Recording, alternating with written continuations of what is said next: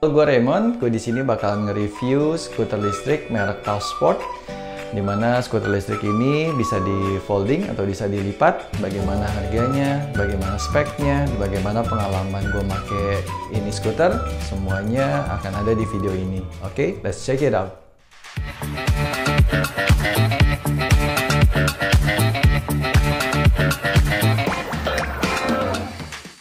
Yang pertama-tama gue mau bahas dulu di sini adalah mengenai spesifikasinya. Nah, speknya nih seperti ini nih. Kecepatan maksimal adalah 25 km per jam. Ini ketika speed limiter lu ada di level 3 ya. Jadi speednya sendiri tergantung dari speed limiter yang lu pilih.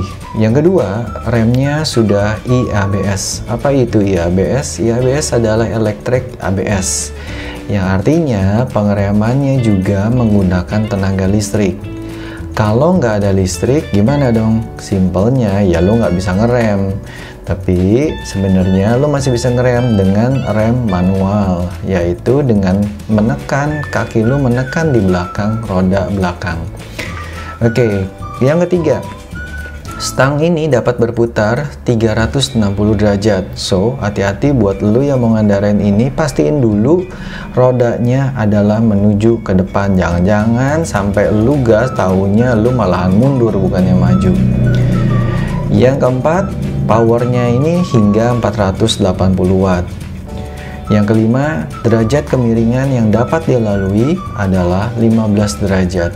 Baterai itu sangat mempengaruhi. Kalau udah mau habis, nggak bakalan kuat nanjak, bos. Kemudian yang keenam, bannya adalah ban karet mati. Artinya, ban ini nggak akan bisa kempes. Ya, yang paling bisa ya gundul doang gitu loh. Yang ketujuh, baterainya adalah 24 volt 6,6 ampere. Kemudian yang ke-8, charging time-nya 2 jam. Ini juga dasarnya spek. Kalau pengalaman gue sih selalu di atas 2 jam. Terus kemudian yang ke-9, yang paling penting adalah skuter listrik ini dapat dilipat. Kemudian yang ke-10, LED color instrument panelnya. Nah, ini gue bener-bener keren sih, gue lihat ini asli terang banget. Oke, sekarang gue mau jelasin lebih lanjut khususnya untuk LED instrumennya ini. Oke, di sini gue mau bahas mengenai mode switch. Mode switch ini sebenarnya ada beberapa.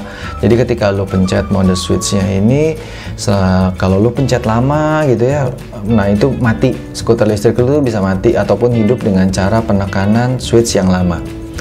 Kemudian kalau lo tekan hanya dalam hitungan ya sebentar gitu ya, lo klik sebentar, terus kemudian lo akan berubah dari ada yang namanya odo, yaitu odometer.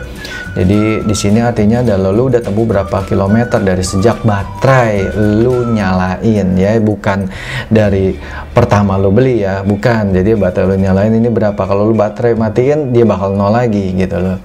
Kemudian di sini ada juga yang namanya volt atau namanya voltage. Kalau yang voltage ini mah artinya tinggal berapa volt lagi sih di baterai gitu. Kemudian ada lagi yang lain adalah RPM. Yang ketiga yaitu RPM, ini seperti layaknya perputaran mesin. Yang keempat disebutnya adalah dengan time. Nah, ini jangan salah. Time di sini menunjukkan udah hidup berapa lama skuter listrik ini ketika lu nyalain dari pertama. Jadi ini bukan menunjukkan waktu sekarang, dan lu nggak bakal bisa nyeting untuk ini gitu loh. Jadi kalau lu mau ngelihat waktu ya lu pakai jam dinding lah ya gitu ya. Terus kemudian di sini juga yang kelima yaitu ada dis, yang disebut dengan distance. Di sini diberitahukan lu udah tempuh total berapa kilometer dari sejak lu pertama ngidupin ini skuter listrik. Kalau khususnya buat ngeriset, gua nggak tahu caranya gimana. Ya, jadi untuk LED instrumen panelnya hanya itu, tetapi bagi gue sih sebenarnya ini udah informatif banget lah ya. Nah, LED light yang satu ini tuh beneran bos, lampunya kencang banget. Jadi kalau lu jalan-jalan di komplek udah malam, lu nggak bakalan kegelapan dah. Yang pasti lu dapat skuter listriknya. Kalau lu dapat batu bata, lu balikin ke penjualnya bos. Kemudian yang kedua, charger. Nah, di sini yang jadi catatannya. Jadi ketika lu cas, pas waktu dicas itu bukan kayak di smartphone lu gitu loh. Lalu Lo tahu udah penuh atau enggak tuh dari mana? Ya dari charger itu sendiri. Jadi kalau charger itu tuh ada lampu indikator. Ukuran bannya sendiri adalah 5 inch. Nah, kalau gua ukur sendiri kalau dengan sentimeter, diameter tuh 13 cm. Kemudian yang kedua, tinggi daripada stang ketika gua ukur dari tanah adalah 97 cm. Terus yang ketiga, panjang total skuter listrik ini diukur dari ujung ban depan sampai dengan ujung ban belakang adalah 92 cm, ya kurang lebih 1 meter lah ya. Kemudian yang keempat, panjang papan adalah 72 cm dengan lebar 14 cm. Sedangkan panjang papan yang dapat lu pijak itu hanya 53 cm. Kemudian yang kelima, lebar stang itu cuma 41 cm. Jadi kemudian yang keenam, panjang lampu LED-nya adalah 14 cm dengan lebar 1,5 cm.